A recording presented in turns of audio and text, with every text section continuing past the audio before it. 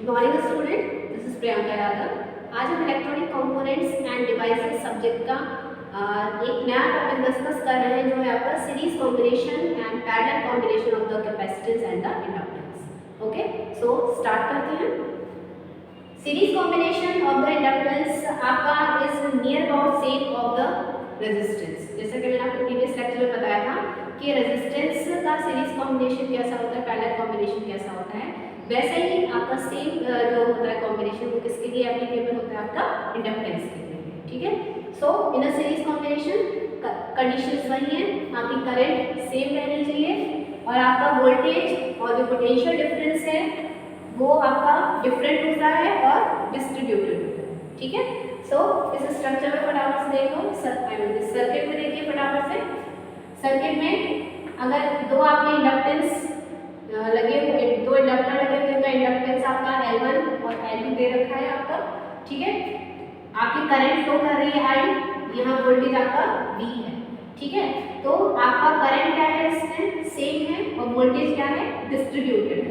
तो अगर हम आपकी जो करंट और वोल्टेज का रिलेशनशिप निकालें in respect of the inductor, तो आपका क्या होता है, आपका V is equal to L di by dt, यही होता है इंडक्टर के अकॉर्डिंग। ठीक है, तो अगर इसका इक्विवेलेंट हम निकालेंगे तो इक्विवेलेंट क्या होगा,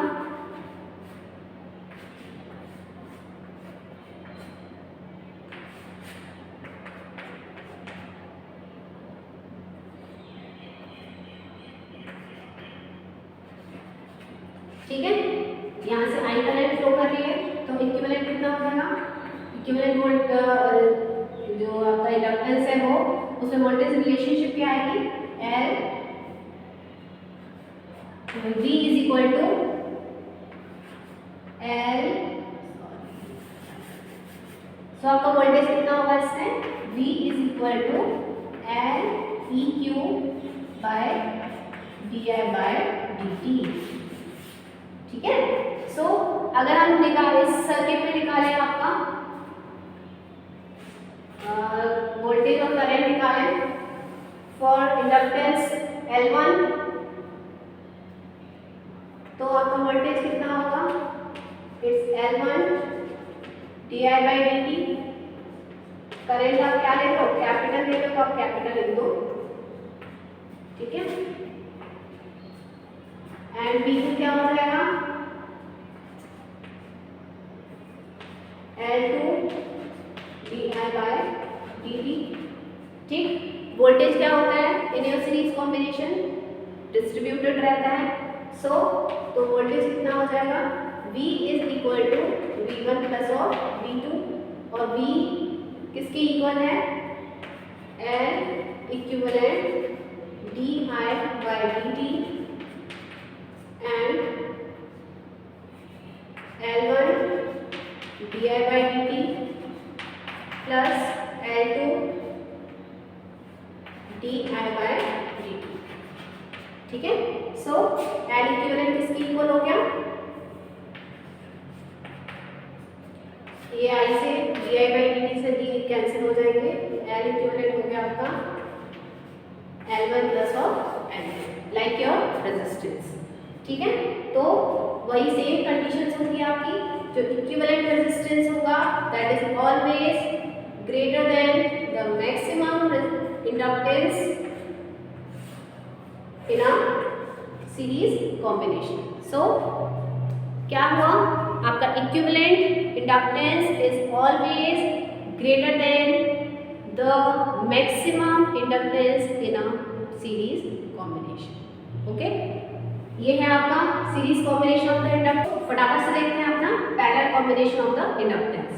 जब parallel combination of the inductance is equal to the parallel combination of the resistance, तो वहां आपने देखा था कि पैरेलल कॉम्बिनेशन की कंडीशन क्या होती है, वोल्टेज सेम रहता है और आपका जो करंट होता है वो डिफरेंट होता है और डिस्ट्रीब्यूटेड होता है। ठीक है, तो अगर हम देखें तो इसमें आपका जो इंडक्टेंस है L1 उसमें करंट I1 फ्लो हो रही है और L2 में करंट I2 फ्लो हो रही है। ठीक है, दोनों ही मिलके इस एंड पे अगर हम देखें, दोनों ही अगेन अगर सर्किट में बात करें आपकी I करंट ही फ्लो कर रही है, दोनों यहाँ पे आपके क्या हो जाएंगे, कंबाइंड होके आपकी आई करंट ही सर्किट में फ्लो करेंगे।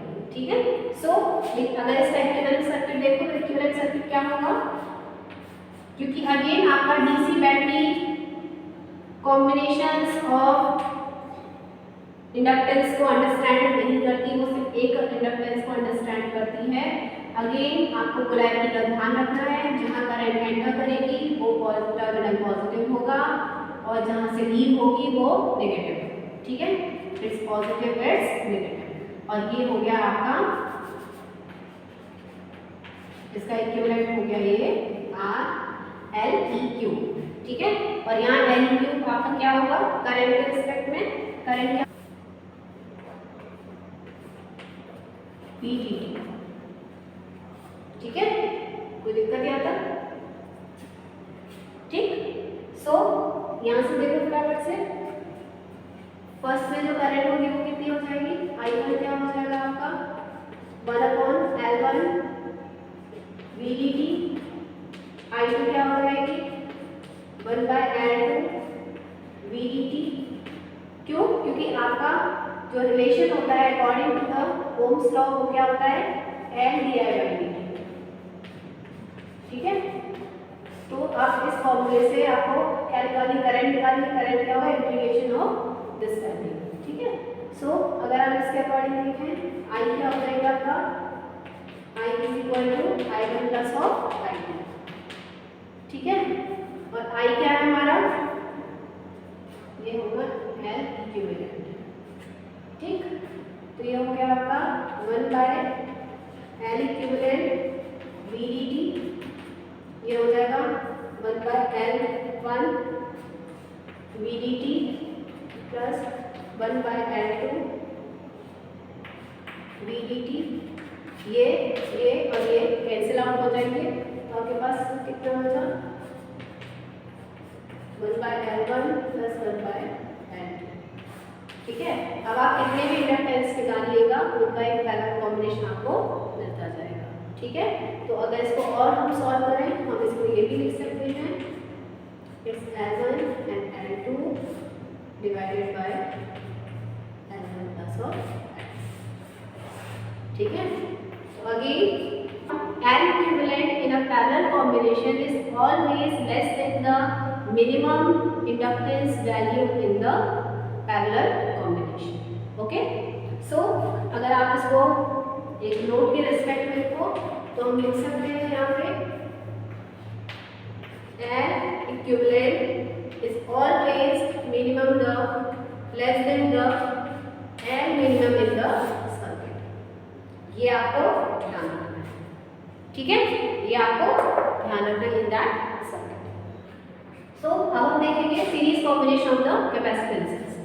ओके, अगर हम कैपेसिटेंसेस के रिगार्डिंग बात करें तो ये आपका सर्किट है, इसमें वोल्टेज आपने डीसी वोल्टेज दे रखा है, करंट आई फ्लो कर रही है और दो आपके कैपेसिटेंसेस लगे हुए हैं इन सीरीज कॉम्बिनेशन। सीरीज कॉम्बिनेशन का मैंने आपको पहले बताया था, करंट क्या होती है सेम होती है और वोल्टेज डिफरेंट होता है, डिस्ट्रीब्यूटेड होता है।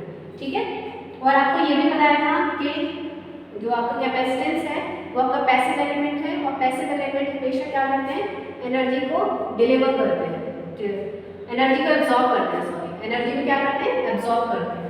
तो यहाँ पे ये एब्जॉर्बिंग एलिमेंट है, एब्जॉर्बिंग एलिमेंट मीन्स आपका जब भी इसमें करंट पास होगा तो उसका जो टर्मिनल पे करंट एंटर होगी वो पॉजिटिव रहेगा और जिस टर्मिनल को लीव करेगी वो क्या हो जाएगा आपका नेगेटिव। ठीक है, एंटर पॉजिटिव लीविंग नेगेटिव। सो अब हम बात कर रहे हैं इसके अक्रॉस इसके इक्विवेलेंट सर्किट की। तो इक्विवेलेंट सर्किट में क्या कंडीशन है, आपका एक ही कैपेसिटेंस रहेगा, ये वोल्टेज V है, I करंट फ्लो होगी। अब आपको पता है कि जो करंट का और वोल्टेज का रिलेशनशिप होता है with respect to the capacitance वो होता है आपका I is equal to C dV by dt। तो आप यहाँ से वोल्टेज निकाल सकते हो, वोल्टेज क्या हो जाएगा आपका 1/C I dt होगा। ठीक है, तो उसी के क्रॉस आप यहाँ से लिखोगे तो इस इक्विवेलेंट सर्किट में आपका जो वोल्टेज होगा वो कितना हो जाएगा V is equal to 1/CQ I d। इस इक्विवेलेंट सर्किट में आपका जो वोल्टेज का और करंट का रिलेशनशिप हो जाएगा वो हो जाएगा V is equal to 1/CQ integration of I dt। Okay, चलो अब इसमें देखते हैं फटाफट से। यहाँ क्या कंडीशन हुई आपकी, V1 किसके इक्वल हो गया 1/C1 I dt, V2 हो गया आपका 1/C2 I dt। कोई दिक्कत यहाँ तक, ठीक है। वोल्टेज सीरीज में क्या होता है, डिस्ट्रीब्यूटेड होता है, तो टोटल वोल्टेज किसके इक्वल होगा V1 प्लस V2 के। V किसके इक्वल है 1/CQ is equal to 1/CQ I dt। V1 किसके इक्वल है 1/C integration of I dt। V2 किसके इक्वल है 1/C2 I dt। इससे ये I dt कैंसिल होगा इंटीग्रेशन के रिस्पेक्ट में, इंटीग्रेशन के टर्म में, और आपका कितना हो गया C equivalent is equal to 1/C1 plus 1/C2, ठीक है।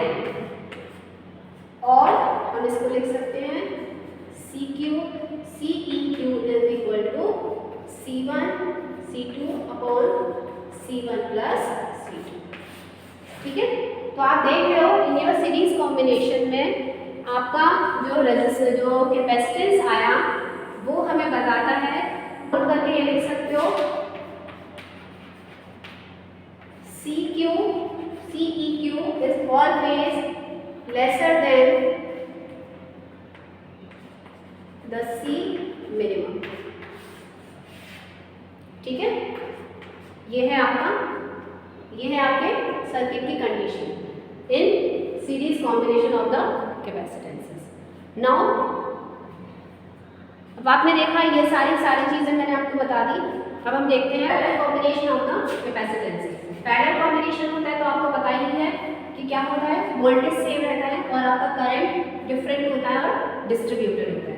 जैसे कि इस सर्किट में देखिएगा आपके दो कैपेसिटेंसेस हैं जो पैरेलल कॉम्बिनेशन में आपने अरेंज किए हैं, और यहाँ आपका एक वोल्टेज है और आपकी करंट फ्लो कर रही है। जब इस करंट इस नोड से आपका आगे जाएगा तो यहाँ पे करंट डिस्ट्रीब्यूट होगा I1 और I2 के रिस्पेक्ट में, किसके लिए अगेंस्ट किसके क्रॉस C1 एंड C2 के लिए, ठीक है। अगेन मैंने आपको पहले बताया करंट एंटर करती है तो इसका कैपेसिटेंस का ये टर्मिनल क्या होगा पॉजिटिव और ये होगा नेगेटिव, ये होगा पॉजिटिव ये होगा नेगेटिव।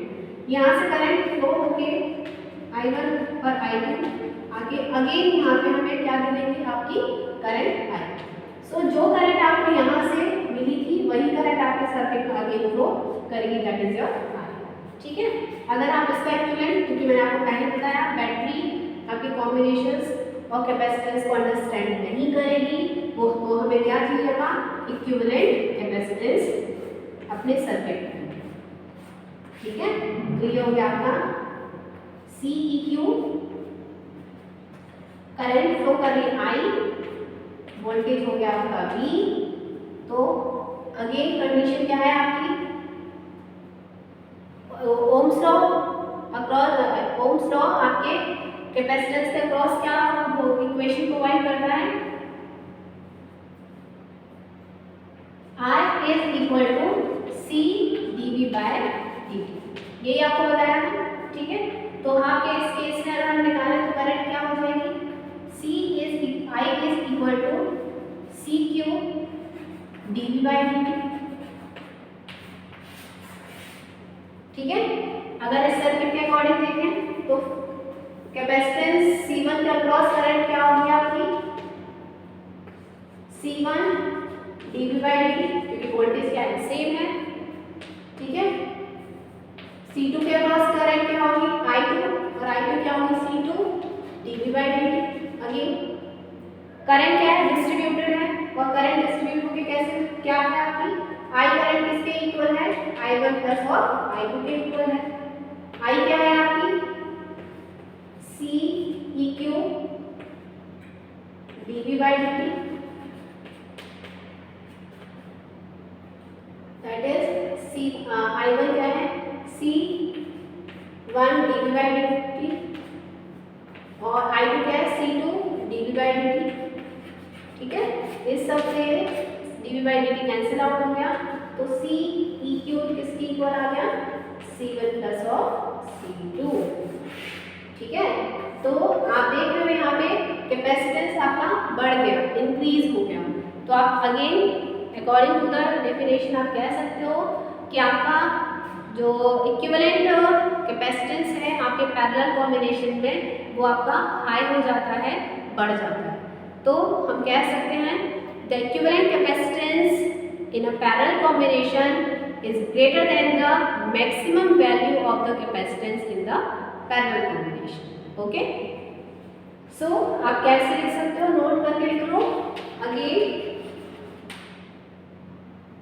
नोट करके लिखो, EC³ is always greater than the maximum capacitance in a parallel combination circuit. Okay, तो ये आपको ध्यान रखना है। ठीक है, तो इस तरीके से आपने देखा कि कंडीशंस क्या क्या हुई, सीरीज में, पैरेलल में, कैपेसिटेंस में क्या हुआ, इंडक्टेंस में क्या हुआ और आपके रेजिस्टेंस में क्या हुआ। आपको कुछ प्रॉब्लम है कि इस टॉपिक के रिगार्डिंग, तो आप उससे पूछ सकते हो। आप समराइज करके एक प्रॉपर टेबल बनाओ ताकि आपको ध्यान रहे कि किस सर्किट में हमने क्या बनाया था, और आप उस टेबल को आप अपने जहाँ स्टडी करते हो वहाँ पे लगा लो ताकि आपको उसको डेली रिवाइज करोगे तो आपको जल्दी से वो याद भी हो जाएगा और आपको समझ में आना शुरू हो जाएगा। Okay, so student, this is your homework regarding the series and parallel combination of the capacitance, inductance and the resistance. आप इनको सॉल्व कीजिएगा, कोई प्रॉब्लम भी आती है तो आप मुझे कमेंट सेक्शन में जाके बता सकते हैं। आप इनके आंसर कैलकुलेट कीजिएगा, कमेंट सेक्शन में जाकर बताइएगा, मैं आपको बताऊंगी कि आपके आंसर सही है या फिर नहीं है। Thank you so much.